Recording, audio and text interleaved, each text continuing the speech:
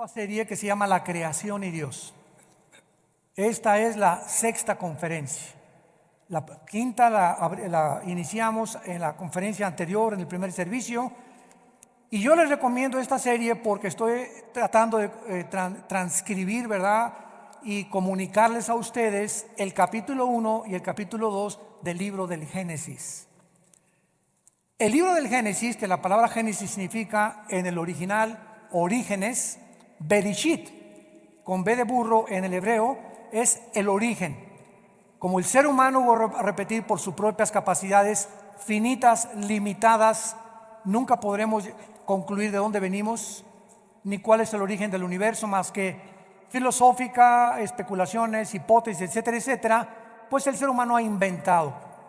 Pues que venimos de una gran explosión, que venimos de los animales, etcétera, etcétera, y conforme han avanzado los siglos, pues llegamos, ¿verdad?, a el pobre, yo le llamo pobre Carlos Darwin, porque si Darwin hubiera tenido el conocimiento que se descubrió en 1954 por los dos premios Nobel de Medicina que les fueron entregados al doctor Watson y al doctor Crick, que descubrieron la hélice del ADN, Darwin jamás hubiera postulado la famosa teoría de la evolución, porque ya la genética destruye, deshace, desbarata completamente la teoría de la evolución, al demostrar que los genes que tiene el ser humano no los tiene el chango, los de la jirafa no los tiene el hipopótamo, y que no se pueden mezclar, y los aminoácidos, que son los ladrillos de la vida, impiden e impedirán la evolución. No hay una sola prueba científica, señores maestros que nos escuchan de universidades, escuchen bien, de una mutación de una especie a otra especie. ¿Por qué se sigue enseñando? Pues porque el ser humano nunca va a poder entender de dónde venimos y tenemos que inventar teorías, tenemos que dar respuestas. Y esta teoría ha permeado todas las universidades y los museos de antropología y de historia en el mundo entero. El año pasado tuvimos nosotros la oportunidad de estar en el Museo de Historia Natural de Londres, y todo el primer piso del Museo Natural de Historia de Londres, todo el primer piso está dedicado a sus descendientes, los chitas y los changos. Y recuerdo muy bien, ¿verdad? Estábamos con nuestros hijos ahí caminando, oía al guía decir las barbaridades que estaba diciéndoles a un grupo de maestros universitarios. Y todos, sí, pues sí, amén, amén, amén.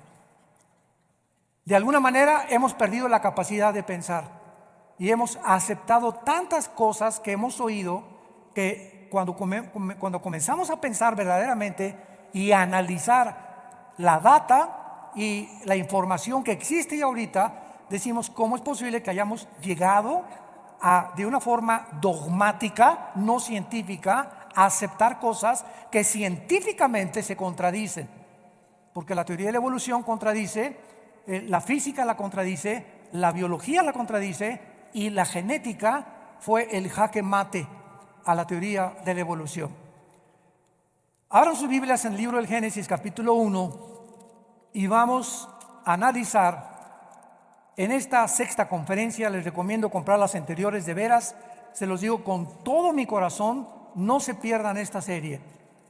Regálensela a sus hermanos, parientes ateos, a sus hijos, les va a dar municiones tremendas para la preparatoria, para sus maestros, para la universidad, para la política, en fin, ¿verdad? Es increíble todos los espectros que la Biblia puede cubrir. Y cuando la Biblia comienza diciendo, esto es un breve resumen nada más para que entren ustedes en materia, en el principio Dios creó los cielos y la tierra, o en el principio creó Dios los cielos y la tierra, encontramos que la Biblia comienza describiendo lo que la física hasta el siglo XVIII, XIX descubrió. En el principio, o sea que, de acuerdo a la Biblia, el universo no es eterno. Tuvo un principio. Y si tuvo un principio, tiene que tener un final. Y cuando vemos nosotros que hubo un principio, ¿de qué cosa? Los que quieran apuntar, apúntenlo. Del espacio, de la materia y del tiempo. Cuando la Biblia dice en el principio Dios creó, estamos hablando en el principio del espacio, de la materia y del tiempo. Ahora bien, en el Génesis hay tres palabras, en el primer capítulo y en el segundo capítulo, que son los que va a cubrir toda esta serie. No me voy a meter ya con el capítulo 3, no sé cuándo terminemos esta serie porque estoy apasionado por redescubrir lo que el Espíritu Santo en estos tiempos nos está iluminando, como dice en Daniel capítulo 12, los entendidos entenderán todas las cosas. Y dice en 1 Corintios 8 que lo que sabemos no lo sabemos como lo deberíamos de saber. Entonces Dios está contento cuando hay seres humanos que escudriñan, que investigan, que rascan, que pasan horas, que piensan, que meditan, que memorizan. Dios está contento porque es la orden de Dios dada por Jesús en Juan 5:39. Jesús dio una orden: escudriñen las Escrituras, porque en ellas tenéis la vida eterna y ellas hablan de mí. Y esa palabra escudriñar significa hacer pozos, escarbar profundamente. El petróleo no se encuentra a 5 metros de la superficie de la tierra. El petróleo tiene que perforarse muchas veces kilómetros para que el precioso oro negro, como se le llama, salga a la superficie. Y una lectura superficial de la Biblia, tú puedes tener 10 años en la Biblia y no salir con Juan 3:16, Salmo 23, y ya no has recibido el alimento sólido que Dios tiene para tu vida. Y miren, es como cuando entras a una mina y los diamantes no están en la mina así, no están brillando, las perlas, los zafiros, el carbunclo, etcétera, etcétera, sino que están escondidos y el diamante se encuentra primero cubierto como un carbón negro. Y a través de escarbar, a través de penetrar, de estudiar, de limar, etcétera, etcétera, sacas lo precioso de esa piedra preciosa que se convierte en un diamante. Así a Dios le ha agradado ponernos como un velo, como una cortina de humo, para que no tan fácilmente podamos penetrar en su mente. Dios nos da a nosotros la labor de escudriñar. Dios nos da a nosotros la responsabilidad de tomarlo en serio, y todo estudiante de la Biblia tiene que tener forzosamente 2 libros más, un diccionario bíblico y una concordancia. Si quieres estudiar la Biblia como un estudiante serio, necesitas tu diccionario y esta palabra ¿qué significa? Ahí te ayuda, y la concordancia para que encuentres las palabras, que esa palabra se encuentra en otros lados, para que no traces herejías. Y por eso se formaron las sectas, como mormones, testigos de Jehová, luz del mundo, todas las sectas que hay de la ciencia cristiana. ¿Por qué? Porque sacan un solo versículo sin tomar en cuenta los demás, construyen una doctrina y completamente se alejan o se convierten en una herejía, porque inflan cosas que no deben estar infladas en relación con las demás partes de la palabra de Dios. Muy bien. ¿Sabían ustedes que cuando Dios dijo sea la luz, no estaba el sol y la luna?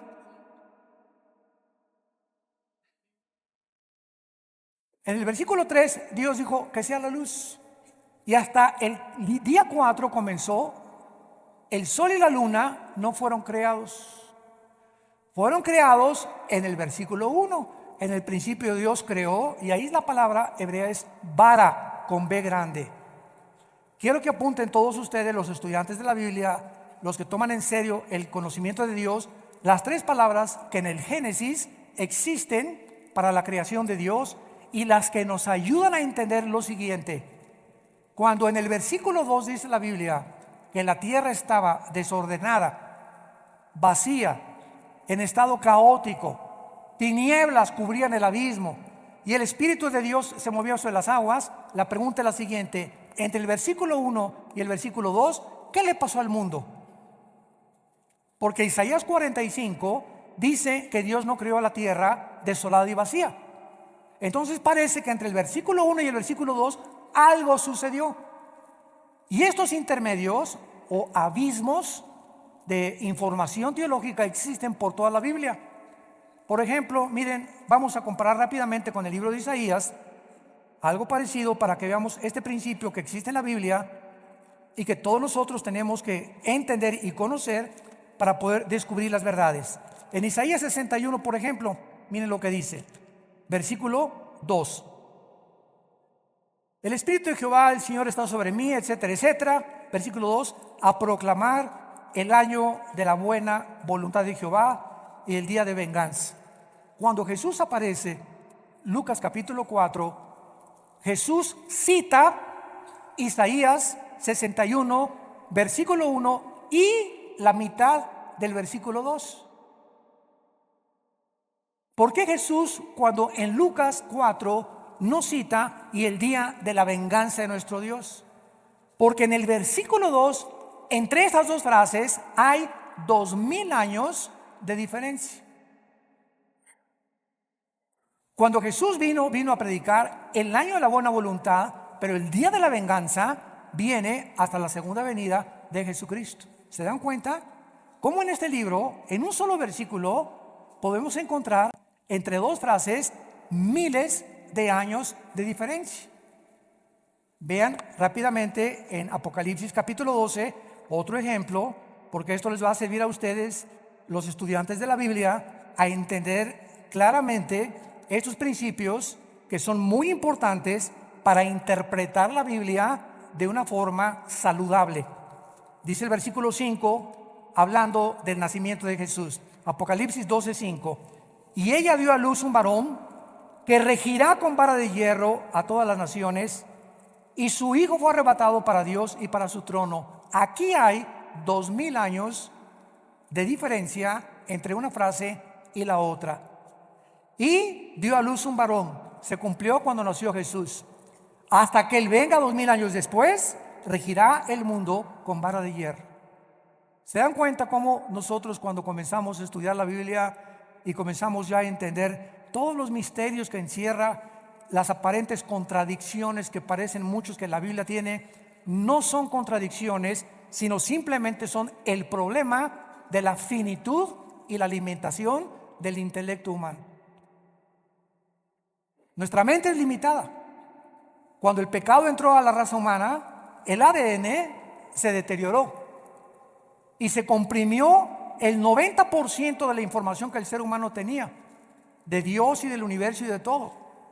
Y desde Adán hasta nuestros días hemos nacido con, decían que Einstein tenía 6 u 8% de su coeficiente intelectual desarrollado. ¿Cuánto tienes tú? ¿El 2%? ¿El 4%? ¿El 5%?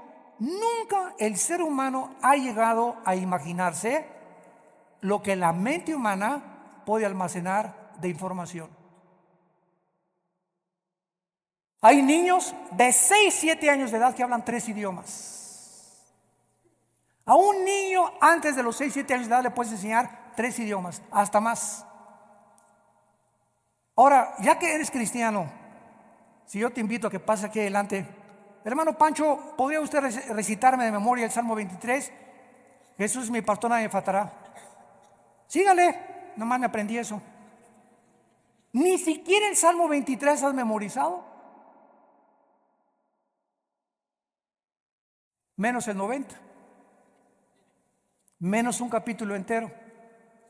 Mientras nosotros no entendamos la orden de Dios, de día y de noche, Josué, olvídate de las ballestas y las arcos y las lanzas para derribar Jericó. Te voy a dar el secreto de la prosperidad.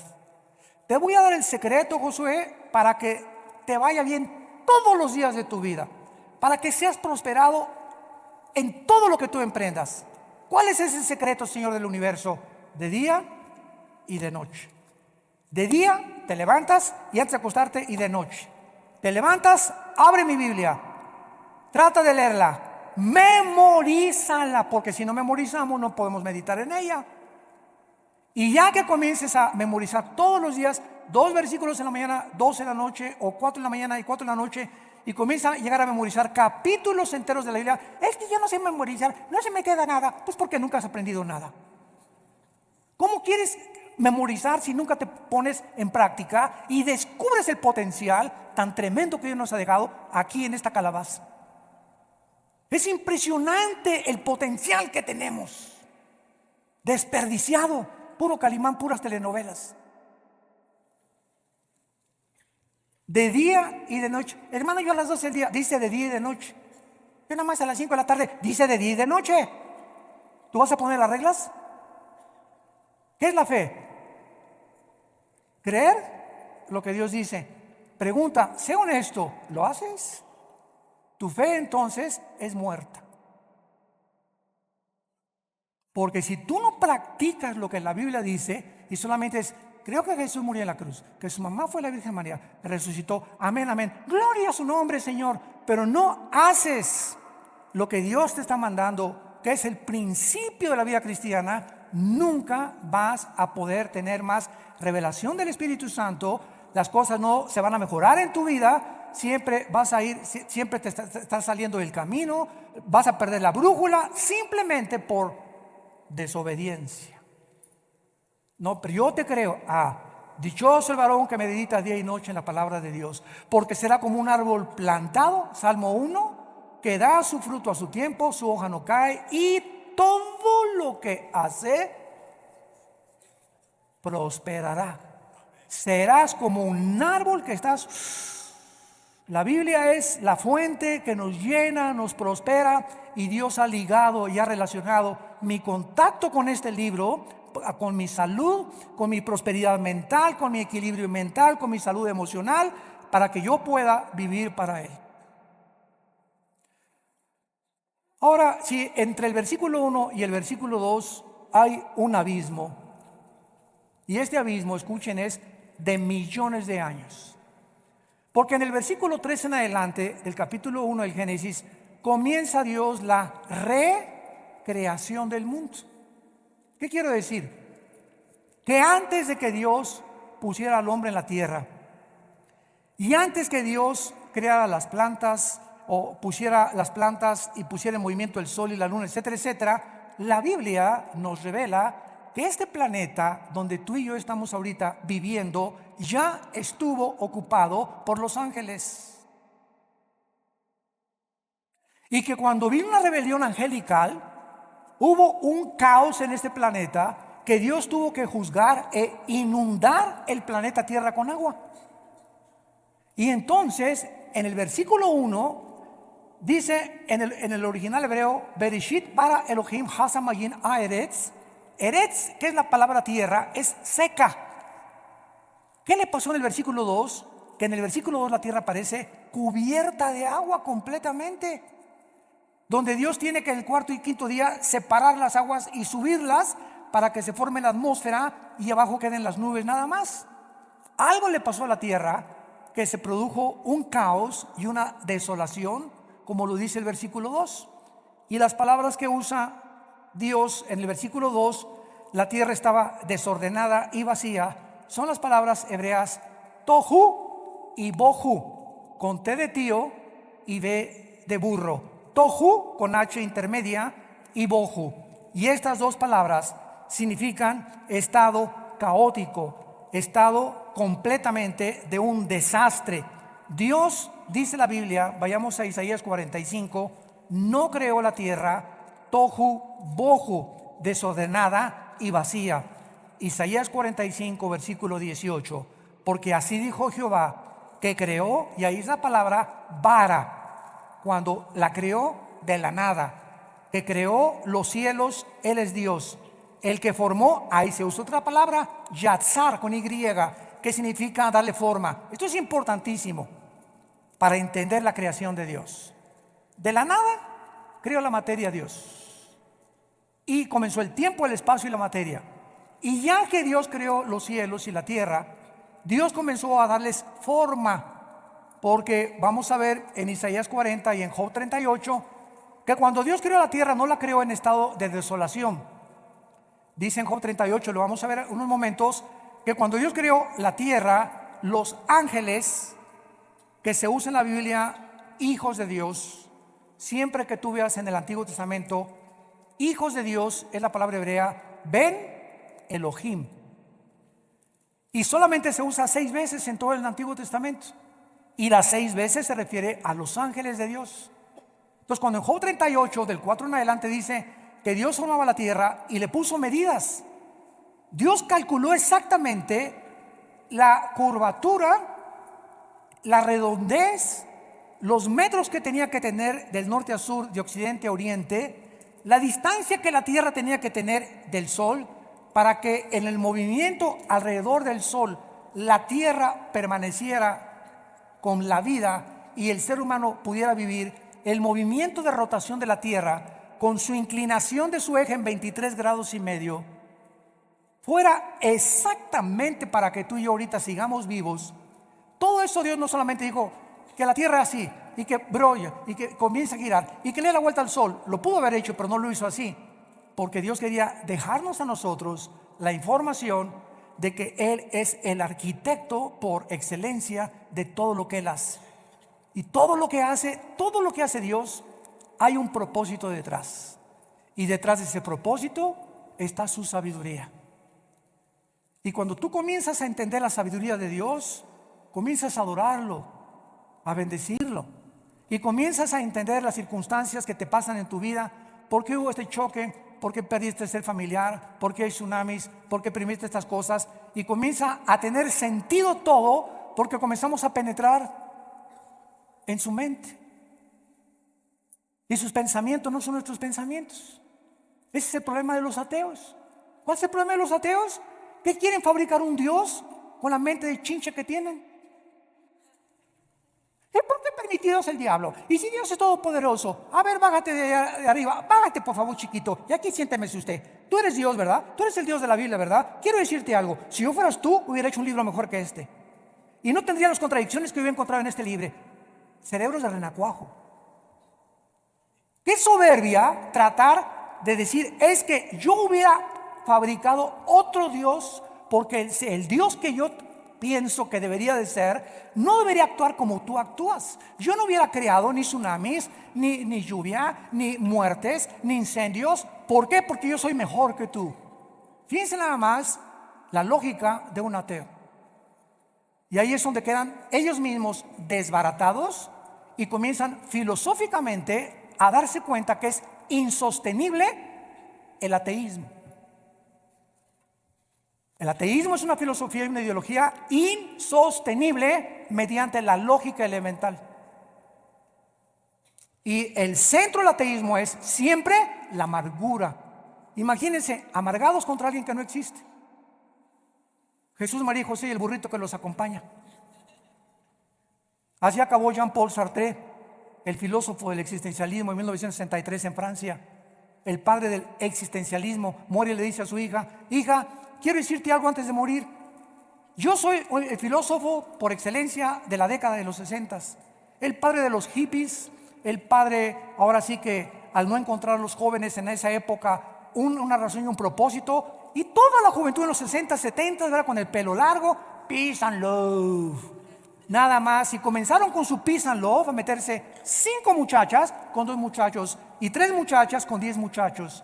Y fue la época más grande del siglo XX de madres solteras.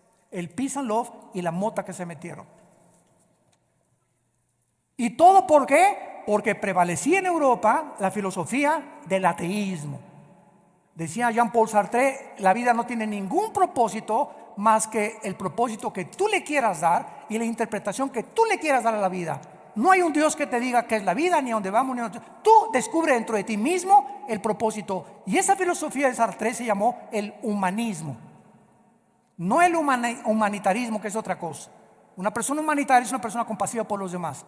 El humanismo es la filosofía que te enseña que el ser humano es la corona de la creación y que el ser humano es capaz de saber de dónde venimos, quiénes somos, a dónde nos dirigimos, y le vamos a poder dar interpretación al universo y podemos nosotros construir y mejorar el mundo en que vivimos. Eso es el humanismo. Y en el siglo XXI nos damos cuenta que todas las ideologías, llámale comunismo, nazismo, fascismo, democracia, la que tú me menciones, han fracasado en la práctica y en la experiencia, porque el ser humano no es Dios. Y estamos al borde de una tercera guerra mundial.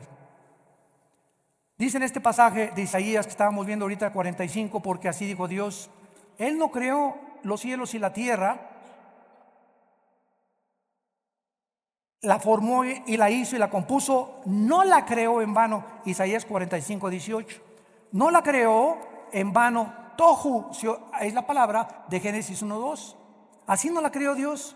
para que fuese habitada la creó, yo soy Jehová y no hay otro. Vemos que en la misma Biblia, siempre hay que encontrar en la Biblia las respuestas y no en la supuesta capacidad que tenemos nosotros para interpretarla. Porque dice 2 Pedro capítulo 1, 19 adelante, que la Biblia no es de interpretación privada. Tienes que buscar en la misma Biblia las respuestas para que no te salgas del camino y te vuelvas un hereje. Esta es la razón de las sectas que existen en el mundo, que son herejías, porque han interpretado de una forma humana la Biblia sin haberla comparada precepto sobre precepto, línea sobre línea. Regresamos al Génesis y dice nuestra investigación que después de que Dios creó, con la palabra bara, es la palabra que significa crear de la nada, si lo quieres apuntar. En el libro del Génesis capítulo 1 solamente se usa 3 veces la palabra bara. Crear de la nada. De la nada aparece algo y se usa con el universo. Dios de la nada creó el universo. Entonces vemos que todo lo que Dios nos da a nosotros ya existía. Los 10 mandamientos es el código de conducta y de ética más grande que el código Hammurabi, y no existe en ninguna civilización ni ninguna religión un código de moral como los 10 mandamientos. No existe. ¿Y de dónde sacó Dios los 10 mandamientos? Del carácter que Él tiene, nos lo transcribe a nosotros, nos los entrega a nosotros para que sepamos a través de los mandamientos que Él es el legislador y que yo no voy a determinar qué es bueno y qué es malo. Tan sencillo como es. Y como el ser humano ha rechazado los 10 mandamientos, ahora dice que el matrimonio ya no es hombre y mujer. Un hombre con un hombre, una mujer con una mujer, y pueden tener un hombre con hombre niños y una mujer con mujer niños. La familia ya no es hombre, mamá, papá y niños. No, esa ya no es la familia. Ahora vamos a hacer otra familia que va en contra de la naturaleza y de la misma biología. Madre del Socorro. Ya dejamos a un lado la Biblia. Estamos en contra de la naturaleza. Ya ni los animales. Jamás he visto 2 conejos machos casarse. Ni una familia de león y leoncitos. Ya dejamos la Biblia a un lado, la naturaleza, la biología. ¿Qué dice la biología? El hombre tiene el cromosoma Y. La mujer no tiene el cromosoma que tenemos nosotros. Ustedes mujeres tienen 2 cromosomas XX. El hombre tiene XY. Y cuando tú y yo nacimos es porque el cromosoma Y de mi papá fertilizó el cromosoma X de mi mamá y nacimos macho camacho. Así que si vas a un examen de sangre y el doctor te dice, usted tiene el cromosoma Y, y aquí en tu mente dices, no, yo me siento Caperucita Roja. ¿Sabes una cosa? El problema no es biológico, tu problema es mental. Tu problema es mental. No eres Alicia en el País de las Maravillas, eres Robin Hood. ¿A dónde hemos llegado, santos de Dios? Por ir en contra de este maravilloso libro que nos deja el camino, la verdad y la vida. Vayamos a Job capítulo 38 y veamos que antes de nosotros ya existía un mundo de seres angelicales creados por Dios y que ellos estuvieron presentes cuando Dios, ya que creó la tierra, la formaba, le ponía las medidas, la pesaba y le comenzaba a dar la vida para que fuera posible habitarla. Dice Job 38, 4 en adelante. ¿Dónde estabas tú cuando yo fundaba la tierra? Es la primera pregunta que Dios le hace a Job y que ninguno de ustedes, ni yo ni nadie, puede contestar. ¿Cuál es la respuesta?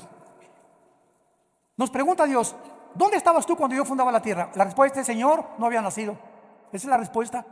Muy bien, vamos bien, has contestado perfectamente bien. Vamos a seguir esta línea de lógica. Si tú no habías nacido, ¿podrías entonces decirme cómo comenzó la tierra y el mundo? No, Chepo. Claro que no sabes. ¿Por qué no sabes? Porque para que sea científico tiene que ser repetitivo.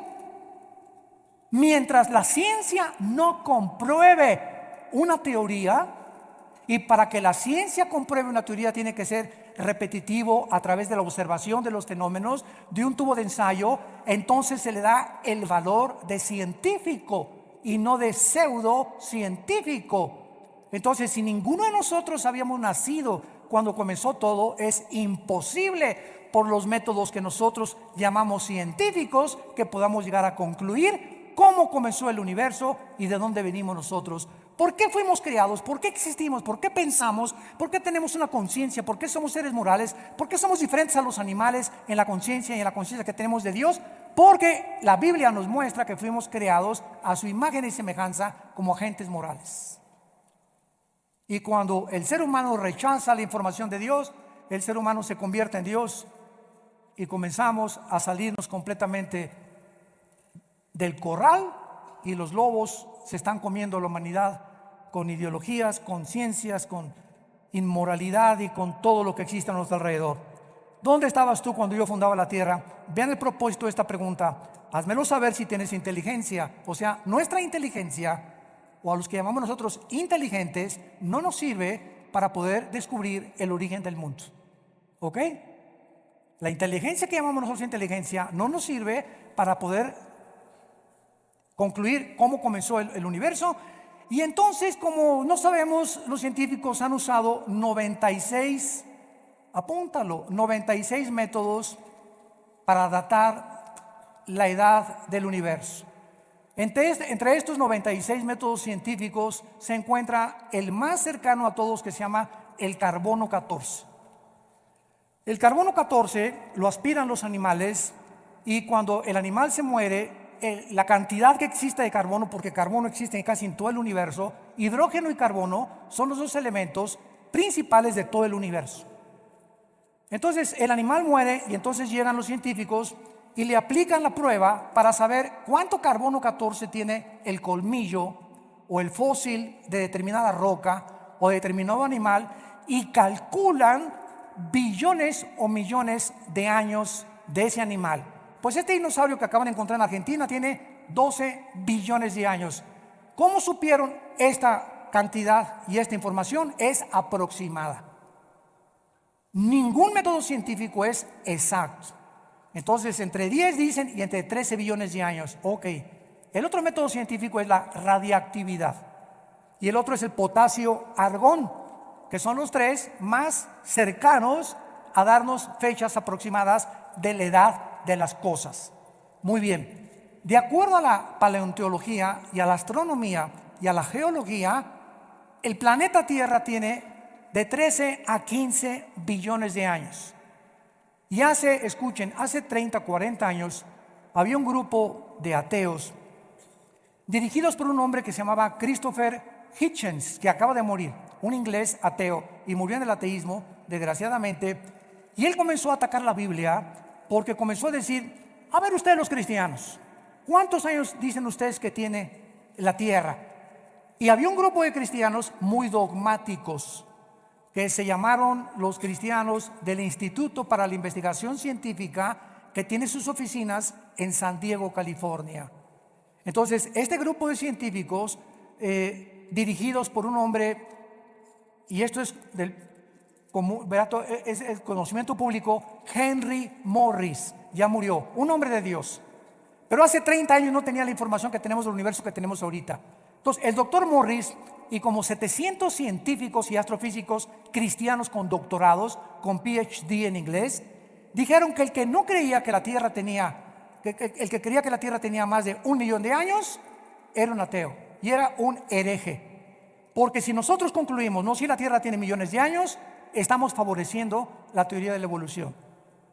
Porque la teoría de la evolución se defiende diciendo, los evolucionistas, que a través de millones de años se llevó a cabo la evolución. Pero que si no son millones de años y la Tierra tiene muy poquito tiempo, es imposible la evolución. Sin embargo, no importa que la Tierra tenga 500.000 billones de años de antigüedad, la teoría de la evolución es un fracaso. Porque la Biblia no enseña en ninguna parte la edad de la Tierra. Al contrario, nos dice que antes de nosotros los ángeles vivían en esta tierra y que esta tierra fue recreada del versículo 3 en adelante del Génesis para colocarnos a nosotros los seres humanos. Lo que la Biblia sí afirma es que nosotros tenemos 6,000 años de habitar este planeta.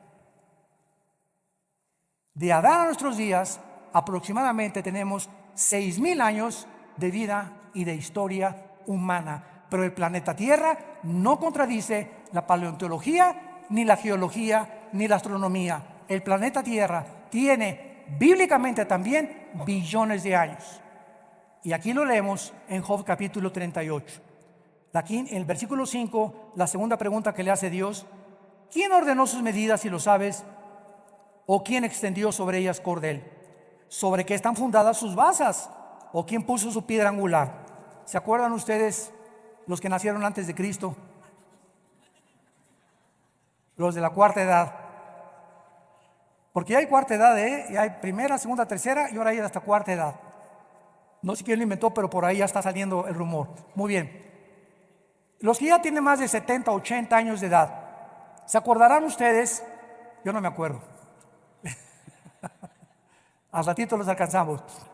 ¿Se acuerdan ustedes? Porque todavía mi papá me contó, ¿verdad?, que en los libros que había de geografía se ponía el planeta Tierra recargado sobre una tortuga o sobre Charles Atlas.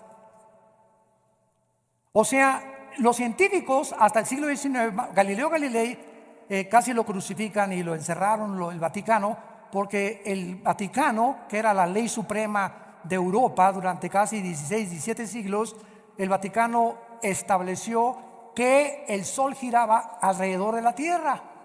Y cuando Galileo Galilei, 1620, 1630, descubre que es la Tierra la que gira alrededor del Sol, chocó contra la ortodoxia y el dogmatismo del Vaticano y lo condenaron. Pero vean ustedes qué información había tan completamente distorsionada, y fue de los principales astrónomos Galileo, que fue el que inventó el telescopio para comenzar a entender el universo que nos rodeaba. Pero no fue hasta 1860, siglo XIX, que se descubre por Gregorio Mendel las leyes de la herencia y cómo se transmiten los genes de generación en generación. Y hace todavía 5 años, para no irnos tan lejos, llegué a una librería allá en Estados Unidos, y ahí me encanta leer, soy adicto a la lectura, y me encanta también leer de astronomía, y compré un libro de astronomía. Y qué sorpresa me encuentro en el libro de astronomía hace algunos meses o años, bueno, como 3 o 4 años, que decía lo siguiente: escuchen, Plutón ya no se considera un planeta. Dije, ¿de cuál fumaron? ¿Esto es ciencia ficción o es un libro serio de astronomía? No, hasta en el National Geographic salió que Plutón ya no era un planeta.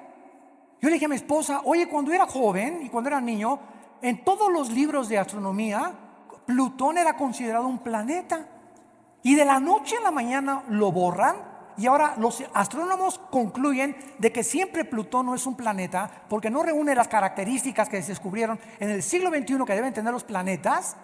Entonces, la misma ciencia no es verdad, y también la ciencia se puede equivocar. La respuesta es sí, así es. Ahora, hace 3 meses volvieron otra vez los astrónomos a decir que estaban reconsiderando volver a meter a Plutón con los planetas. Dios mío santo, ¿a quién le vamos a creer, no? Nos damos cuenta que todo lo que pasa al universo, lo que era verdad hace 10 años, ahora descubren algo mucho más científico, apegado a la verdad, que se tiene que desechar lo que se consideraba hace 5 o 6 años una tontería. Y así pasa con la salud y con las vitaminas y con la comida y con todo. Mi papá comía una taza de café con 3 bolillos remojados así se los metía a mi papacito, con 3 cajetillas de cigarros. Y a partir de los 70s, 80s se descubre que el colesterol, un veneno que tiene las grasas y los triglicéridos de comer tantas conchas que desayunas, te producen que se te cierren las arterias y que te puedas morir de un ataque al corazón. Cosa que hace 40, 50 años no se consideraba maligno. Mientras nos vamos acercando más, la ciencia nos va ayudando con muchos descubrimientos, que la Biblia, Levítico capítulo 11, le prohibió a los judíos: no coman tacos de cochinita pibil. No comas moronga, no comas chorizo, no comas cosas, sobre todo si pasas del cuarto o quinto piso. Un joven puede tomarse 3 o 4 tacos al pastor, pero cuando pasamos del quinto piso, cuidado con lo que comemos. No podemos tener el lujo de comer lo que comíamos lo que comen nuestros hijos. ¿Por qué? Porque ya avanzamos a una edad en que tenemos que entender que eso para nosotros ya es algo venenoso y dañino para nuestra sangre. Y la Biblia lo decía desde hace más de 5,000 años: no coman grasas de los animales. Qué increíble es la palabra de Dios. Y en penúltimo lugar, dice aquí en Job capítulo 38, preguntándole a Job sobre qué están fundadas sus basas: nadie sabía hace algunos años que la tierra se sostiene en el aire. Ahí está la luna. ¿Quién la sostiene? Ahí está parada enfrente de nosotros. ¿La vieron anoche? Estaba increíble, luna llena, preciosa. Y te quedas mirando y le dices: pero ¿cómo puede esa masa de materia estar flotando en el espacio, contradiciendo las leyes de la física, las mismas leyes de la gravitación? Que un cuerpo menos pesado que el aire es atraído hacia el centro de la Tierra. ¿Quién sostiene ahí la luna, la Tierra, y al mismo tiempo la Tierra girando? Todas estas cosas le pregunta Dios a Job, y Job fue escrito hace 5,500 años. Job tiene la antigüedad del libro del Génesis. ¿Sobre qué está fundada? A ver, hasta el siglo XIX, XX se descubrió que no era una tortuga la que sostenía la Tierra, ni era Charles Atlas, sino una fuerza que mantiene la gravitación y las fuerzas de inercia para que el universo pueda y las galaxias irse extendiendo una de las otras para que no choquen unas con otras y pueda sobrevivir el planeta Tierra. Y finalmente le dice Dios a Job, versículo 7, Job 38: cuando alababan todas las estrellas del alba y se regocijaban todos los hijos de Dios. O sea que cuando la tierra fue formada, calculada, sus dimensiones, su peso y todo lo que Dios hizo con este planeta, los ángeles existían antes que nosotros. ¿Y cómo sabemos que los ángeles vivían en este planeta? Vayamos para terminar en Ezequiel capítulo 28. Todo tenemos que recorrer a la Biblia y demostrarlo con la Biblia. ¿De qué cosa? Cuando Adán y Eva son puestos en el huerto del Edén, ¿quién estaba ahí? ¿Caperucita Roja? ¿Quién estaba en el huerto del Edén? La serpiente antigua.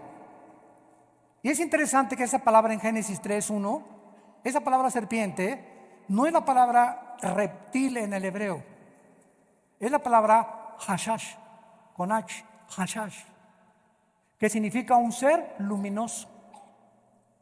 O sea, no era una serpiente literal, era el mismo Lucifer que ya estaba en estado caído ahí en el huerto del Edén cuando la primera pareja fue puesta en el planeta Tierra. Conclusión: ¿en qué día fue creado Lucifer? No fue creado en los 6 días de Génesis capítulo 1, porque ellos ya existían antes. ¿Cuándo fueron creados? Antes del versículo 2, cuando dijo Dios: en el principio fueron creados los cielos y la tierra. El principio está aquí, y ese principio tuvo millones de años con la creación de los ángeles, y entonces después de que vino la rebelión satánica, Dios comienza la recreación después de millones de años que el universo ya existía, y nos pone a nosotros para que nosotros seamos el instrumento de Dios para destruir la rebelión angelical. Para Dios demostrarle que criaturas infinitamente menos sabias, más pequeñas que los ángeles y que de la sabiduría diabólica, con Jesucristo éramos más que vencedores. Gloria a su nombre. Gracias, Señor. Rápidamente, Ezequiel 28, versículos 12 y 13, está hablando de la creación de Lucifer. Vean lo que dice la Biblia cuando Dios creó a Lucifer. Hijo de hombre, levanta endecha sobre el rey de Tiro y dile: así ha dicho Jehová el Señor, tú eras el sello de la perfección, lleno de sabiduría y acabado de hermosura. Rápidamente nos detenemos ahí. ¿Por qué Dios le asigna al rey de Tiro a Lucifer? ¿De quién está hablando? ¿De un rey o está hablando de Lucifer? ¿Qué nos enseña esto? Desde el Antiguo Testamento, la Biblia nos enseña que detrás de las personalidades humanas se encuentran principados demoníacos. Y dice Apocalipsis 16 que cuando venga la guerra del Armagedón, los principados satánicos y los demonios van a controlar a todos los gobernantes de las naciones del mundo. O sea que detrás de los reyes y los gobernantes existen entidades espirituales de maldad. Así que esta es la razón por la cual comienza introduciéndonos el rey de Tiro, y sabemos que el rey de Tiro no hay nadie que haya sido el sello de la perfección. Y ya el versículo 13 nos lo aclara. En Edén, en el huerto de Dios estuviste. Lucifer fue creado en el lugar donde Adán y Eva habitaron después de la caída de Lucifer. Ahí fue creado el Lucifer. El Edén existía antes del huerto del Edén, recreado por Dios. Pero hay una diferencia entre el Edén de Lucifer y el Edén de Adán y Eva. ¿Cuál es? Nos lo dice la Biblia. De toda piedra preciosa era tu vestidura, de cornalina, de topacio, de jaspe, de crisólito, beril, onice, zafiro, carbunclo, esmeralda. Los primores de tus tamboriles y flautas estuvieron preparados para ti el día de la creación. Tú, querubín grande protector, te puse en el santo monte de Dios. Ahí estuviste en medio de las piedras y del fuego que tú paseabas. La frase, el monte de Dios, siempre en toda la Biblia se refiere a Jerusalén. De ahí viene la palabra Sión. Es el monte de Dios. Ahora, el Edén donde estaba Satanás era un huerto no de frutas ni de árboles, era un huerto de piedras preciosas. Y ahí caminaba, no me da más tiempo, lo vamos a ver más adelante en las otras conferencias. Ahí caminaba, eran puras zafiros, esmeraldas, carbunclos, todas las piedras preciosas. Y lo más interesante de todo esto es que si ustedes comparan estas piedras preciosas con las que tenía el sumo sacerdote en el efod, ¿se acuerdan del efod del sumo sacerdote? Tenía 4 columnas, 4 piedras preciosas, 4 y 4, 4 por 3, 12. 12 piedras preciosas, el sumo sacerdote del tabernáculo, para que cuando entraba al lugar santísimo, cada piedra preciosa representaba una tribu de Israel. Al entrar el sumo sacerdote al lugar santísimo, él estaba intercediendo por todo el pueblo de Israel. Antes los hombres intercedían por nosotros, de Cristo a nosotros tenemos un solo mediador. Y ahora ya nadie nos representa más que el Hijo de Dios. Pues son las mismas piedras preciosas que tenía Satanás, lo que nos habla que Satanás, y les dejo de tarea esto, para que se les salga humo de los oídos hoy en la noche. Satanás era antes de nosotros y antes de la creación el sumo sacerdote de Dios. Oiga, pero ¿cómo es que él ofrecía sacrificios? No ofrecía sacrificios, simplemente representaba. ¿Por qué? Porque existía el potencial de que hubiera una rebelión de los ángeles. Y él, que fue puesto como el guardián de Dios, inicia la rebelión contra Dios. Y por eso los querubines, él era un querubín. Satanás no es un ángel, Satanás es un querubín. Y un querubín es diferente a un serafín y a un ángel. Los ángeles son mensajeros. Y los querubines en el arca están con las alas así, protegiendo el lugar del propiciatorio donde estaba la vara de Aarón, los 10 mandamientos, y estaba también el maná, que representaba la ley de Dios. Ya no me da tiempo de esto, pero los querubines cubrían esto. Y Satanás era un querubín y él protegía, y él era el que dirigía la alabanza a Dios en el cielo. Escuchen esto, esta es la razón por la cual después de los pastores, los más atacados en el mundo son los de la alabanza. Porque los grupos de alabanza tienen la responsabilidad de guiar al pueblo de Dios a la adoración a Dios. Y de acuerdo a lo que ellos cantan, es como nosotros sentimos acercarnos a Dios en adoración. Por eso siempre la adoración a Dios tiene que ser de adoración y de santidad. Y por eso vienen los ataques tan fuertes contra los líderes de Dios y los líderes de la alabanza. Todos ustedes que me escuchan en el mundo, no es cualquier cosa pararse aquí y tocar la guitarra. Cuida tu vida, porque después de los pastores, ustedes son los segundos en ser atacados por el enemigo. Padre, te damos gracias por tu palabra.